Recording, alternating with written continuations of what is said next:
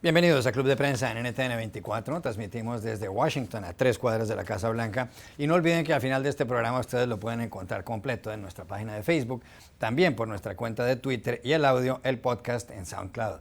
Les doy la bienvenida hoy a los invitados a Club de Prensa. En primer lugar, el corresponsal del diario El Mundo de Madrid, Pablo Pardo. Bienvenido como siempre a esta mesa. Muchas gracias. Lucía Leal, corresponsal de la Agencia Española de Noticias EFE, bienvenida también. Gracias. Y Moni Jansen, analista política del Club de Prensa, bienvenida a esta casa. Gracias. Y el primer asunto, Pablo, tiene que ver otra vez con la campaña electoral aquí en Estados Unidos. Quedan exactamente 11 semanas para las elecciones presidenciales en este país, en donde se van a enfrentar Donald Trump por el Partido Republicano y Hillary Clinton por el Partido Demócrata. Ayer el señor Trump, que da noticias todos los días, y hay que decir que Hillary Clinton también, pronunció un discurso sobre política exterior y sobre inmigración, en donde, según dice la gran prensa estadounidense, se refirió a algunos términos de la Guerra Fría. Entre otras cosas, mencionó que este país ha derrotado en los últimos años al fascismo, al nazismo, al comunismo, y que ahora tiene que derrotar al terrorismo radical islamista. Dijo además que había que hacerles una prueba, una especie de examen, o un test, como se dice en inglés, a las personas que quieran entrar a este país y que provengan de algunas naciones donde hay terrorismo. Y señaló que tiene que haber unos cambios en lo que tiene que ver con esa política. Usted publica un artículo hoy en el diario El Mundo de Madrid, donde además dice que a propósito de este discurso en la Universidad de Youngstown, en el estado de Ohio, las palabras verdad y Trump no pueden ir en la misma frase. ¿Por qué? Pues porque no, porque Trump es por decirlo de una manera eufemística, es un mentiroso compulsivo.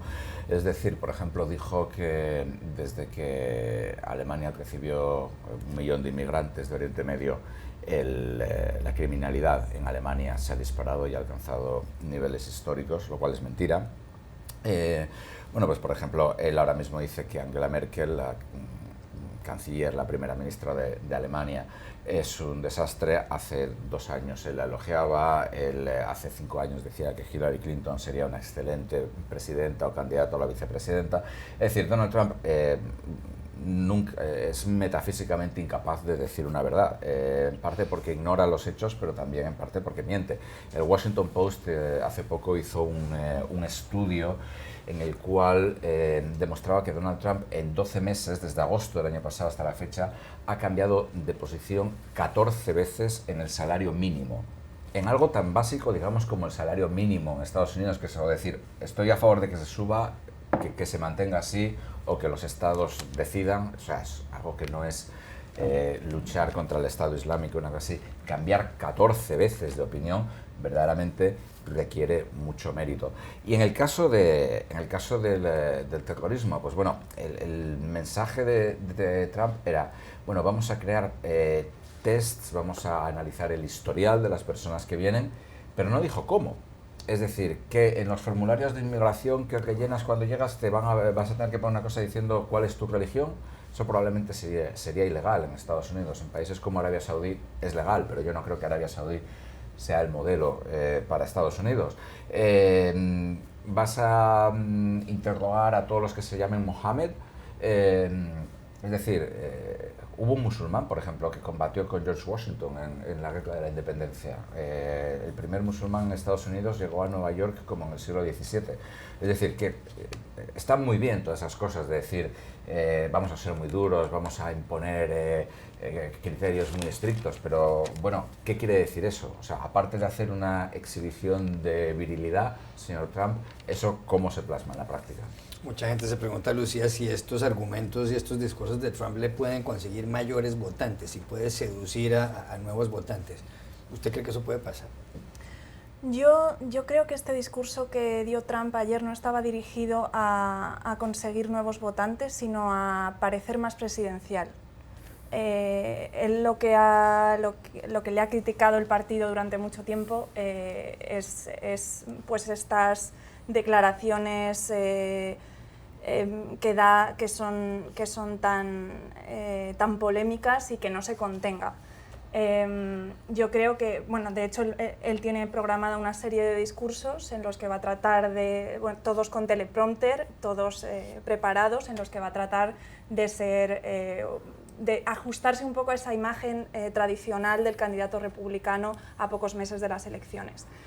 Creo que sus votantes, los votantes de las primarias de Trump, no les va a disgustar este discurso. Ellos tampoco creo que estuvieran buscando más detalles sobre esas propuestas de Trump, sino que Trump apela a ellos a un nivel muy visceral, y entonces esa gente que ya les gustaba sus propuestas de veto a los musulmanes van a seguir apoyándolo. Y bueno, en el fondo esto ha sido un intento de ofrecer supuestamente más detalles, pero en el fondo casi ha generado más interrogantes de los que ha resuelto.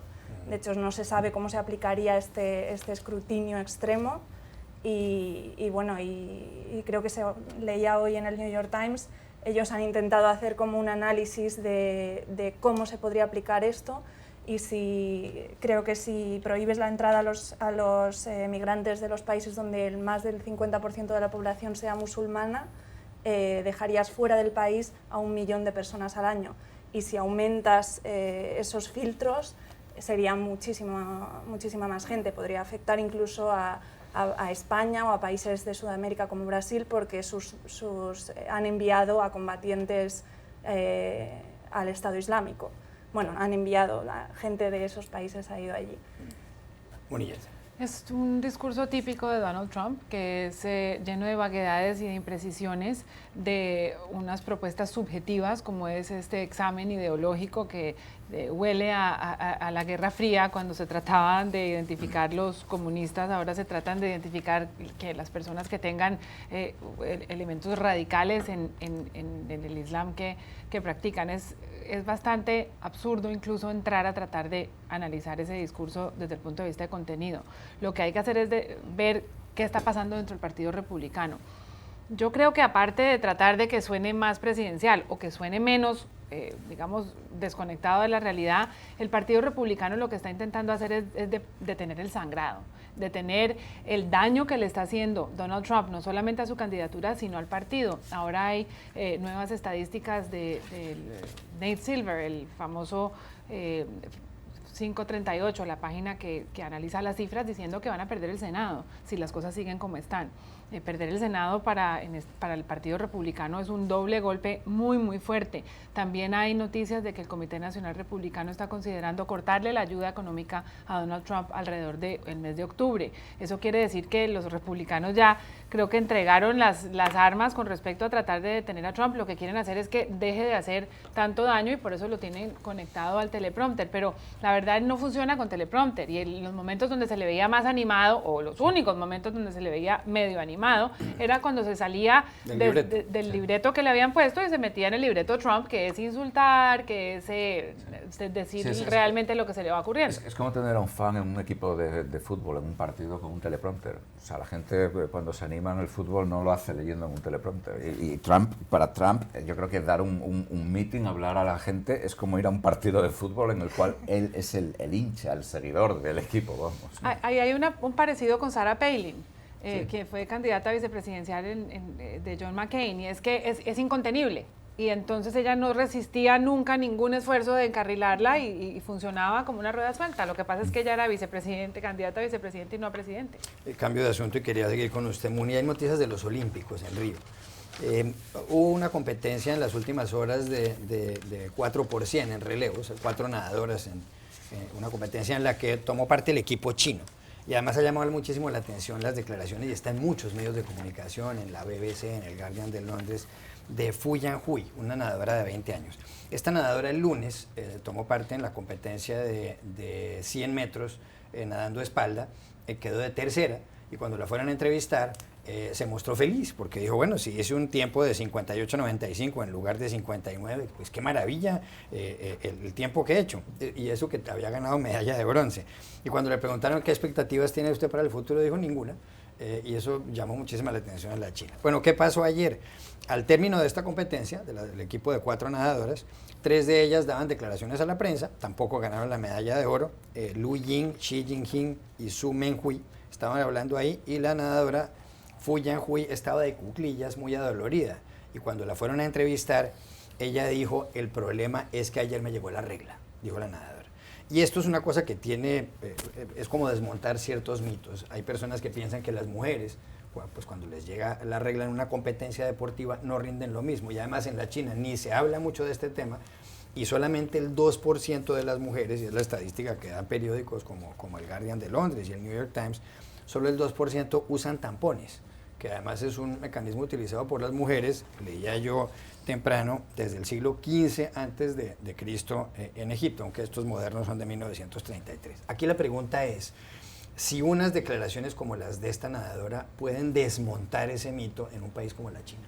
Lo curioso es que todavía exista ese mito, no solamente en la China, sino que en Occidente también ha causado un poco de revuelo las declaraciones de esta atleta. Mirando los números, de 1.300 millones de chinos, hay 377 millones de mujeres entre 15 y 50 años, es decir, candidatas para usar tampones. Y ya una marca china está sacando al mercado una marca propia porque había gran interés por el producto importado. Lo que pasa es que eso implica superar un sesgo cultural y hacer una campaña educativa para, por ejemplo, explicar que usar tampones no interfiere con la virginidad y otros, digamos, mitos que se desmienten fácilmente con la ciencia. Lo curioso es que sí, con respecto al periodo y el rendimiento, recuerdo chistes que se dicen entre algunas mujeres pensando que si a los hombres les llegara el periodo, habría 5 días de cada mes que los hombres tendrían derecho a quedarse en casa, no trabajar y no hacer ningún tipo de actividad física. Lucía Leal. Bueno, a mí me ha parecido que estas declaraciones ilustran el tabú que todavía existe en general en cuanto a la menstruación en el deporte. Muchas mujeres no se atreven a decir que a lo mejor pues, ese día han actuado un poco peor porque tenían la regla. Es algo natural, que en el caso de las mujeres puede suponer un hándicap. En el caso de China creo que además hay un problema social grande, que es que todavía tiene un fetiche con la virginidad. Y incluso creo que hay mujeres que se someten a operaciones para restaurar el himen antes de casarse. Es decir, todavía hay una barrera cultural importante, pero las nuevas generaciones son las que están empezando a ser más naturales en ese sentido. Creo que las mujeres que compran tampones en China todavía son más bien de clase media alta. Pero bueno, algunas feministas están usando los tampones como forma de expresar que es algo natural, de reivindicar sus ideas.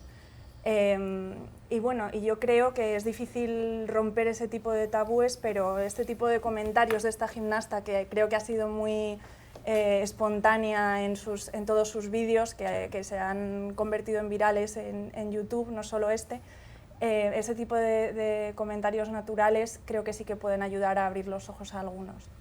Pablo Parto. Bueno, mi conocimiento de la menstruación es vastísimo, desde luego. Me llama la atención porque si somos un poco cínicos podemos decir que todo esto demuestra que la especie humana va en decadencia. Las mujeres no se quejaban de dolores menstruales hasta principios del siglo XX. En la literatura no hay ejemplos. Porque tenían que trabajar en el campo, tenían que tener hijos, etcétera. Es decir, la vida era mucho más dura y tal vez la menstruación o los dolores menstruales sean, en cierto sentido, una enfermedad del mundo desarrollado. Si tú vas a África, las mujeres, en muchos casos incluso, no tienen ni siquiera molestias, o sea, porque tienen otras cosas más urgentes en las que pensar. Tal vez en la sociedad actual, en el futuro, acabemos efectivamente en materia de igualdad de sexos y de promoción y para evitar desigualdad, teniendo 5 días a la semana de vacaciones, al menos que las tengan las mujeres. Claro, debería ser así. Ya regresamos al Club de Prensa. Volvemos al Club de Prensa en NTN 24 desde Washington. Muni, hay noticias de Facebook. esta red social donde hay más de 1.300 millones de personas. Hay casi más gente en Facebook que habitantes en la China. El periódico de New York Times trae un artículo de Henry Alford titulado La tiranía de las fotos de vacaciones de otros, y se refiere a ese fenómeno de que uno entra a Facebook y se encuentra una cantidad de fotos de los amigos de unos, o están en una playa en Grecia, o en una playa en el Caribe, o en un castillo en España, o en un gran campo en la Toscana en Italia, o en La Pampa Argentina, o en Cartagena de Indias en Colombia. William Haynes, un comediante de 22 años, dice, esta generación mía es rara porque todo es compartir. No hay vacaciones si uno no toma fotos y las pone en Facebook. Bueno, es verdad que la gente de Facebook es mayor de los 22 años que tiene este señor. Incluso habla el New York Times de incontinencia fotográfica. La gente no aguanta ir a vacaciones sin ponerle a uno la fotografía en Facebook. Marla Banucci, una psicóloga, cita un estudio de Cyberlink, hecho en 2014, donde se demuestra que 1 de cada 7 personas que están en Facebook elimina a los amigos, los saca de la lista de amigos a los que ponen estas fotos fantásticas, en que todo el mundo está en un paraíso. Es aburrido Facebook en ese sentido porque la gente parece que quisiera poner a uno en las narices esas vacaciones de película y de ensueño que están teniendo. A mí me parece divertido, pero está comprobado que ver mucho esas fotos causa depresión. Claro, porque se ven solamente los momentos perfectos dentro de las vacaciones. Nadie le toma una foto a las peleas, a las discusiones con los hijos, al gordo, cuando uno sale gordo en vestido de baño, esa foto no se publica. En España la tripa. Publican solamente la parte que es una extensión de la imagen que se quiere proyectar, y eso es distorsionado y no es cierto. Yo creo que lo que pasa es que uno, si está pasando contento y Facebook es una red para intercambiar y conocer y reconocer amigos, viejos amigos, pues es válido uno publicar lo que uno quiera. ¿Está de acuerdo con esa tesis? Porque eso de Facebook todo el mundo pone like y likes y comentan que todas están divinas y todos son bien parecidos. Yo creo que, bueno, a mí personalmente, yo no publico muchísimas cosas en Facebook y a mí no me molesta demasiado ver este tipo de fotos, pero sí son un poco molestas cuando provienen de alguien que tiene un poco de tendencia al autobombo, a publicar siempre absolutamente todo, mucha gente, a publicar absolutamente todo lo que hacen, lo bien que lo están pasando cada día del año. Es verdad que en Facebook solo se muestran los momentos felices, pero a mí personalmente me inquieta un poco la adicción que tiene mucha gente a Facebook, que me parece que a Facebook y a otras redes sociales, que me parece que no es tan sana, ese hecho de estar pensando más en la foto que vas a compartir que en el momento que estás disfrutando. Pero tampoco es sano ver las páginas de Facebook todo el día para ver qué está haciendo la demás gente. Lo mismo. Todo el mundo en la playa. Pablo Pardo, ¿hay incontinencia fotográfica ahí? Sí, yo creo que sí. Yo creo que vivimos en una época en la cual había una portada de la revista del MIT que salía Buzz Aldrin, que fue uno de los primeros astronautas en llegar a la Luna. Claro, que fue con Neil Armstrong y Michael Collins. Exactamente. 20 de julio del 69. Y le ponía debajo una pregunta que era sobre el avance tecnológico o la falta de avance tecnológico. Y decía, tú nos prometiste viajes a Marte y en lugar de esto hemos tenido Facebook. Es decir, yo creo que vivimos en un mundo en el cual la gente vive mucho en sus 15 minutos de fama y aparte ahora, por ejemplo, en Instagram hay muchos programas que te permiten, yo lo sé porque estaba de vacaciones ahora hace poco y bueno, fui amenazado con ser instagramizado y a continuación photoshopizado, con lo cual saldría más delgado y todavía más guapo de lo que soy, ¿no? ¿Aceptaste? No hace falta, no hace falta. Bueno, yo no estoy en Instagram, estoy en Facebook. Entonces sí que creo que, y además hay bastantes estudios, yo soy uno de Ethan Ross de la Universidad de Michigan, que la gente le genera verdaderamente ansiedad social, al menos a mucha gente, o a gente joven, gente adolescentes, es decir, te puede crear una imagen muy distorsionada del mundo. Entonces, por ejemplo, yo creo que también a otro nivel en periodismo pasa algo parecido. Ahora mismo con la proliferación de páginas web que tratan sobre periodismo, nos encontramos a veces con manifiestos surrealistas de gente que es dejo tal periódico y escriben 3.000 palabras para decir que han dejado tal periódico. Ya regresamos a Club de Prensa. Volvemos a Club de Prensa en NTN 24 para despedirnos. Gracias, Pablo Pardo, por haber estado aquí. Gracias. Lucía Leal y Muni Jensen, y a ustedes los espero mañana en este programa.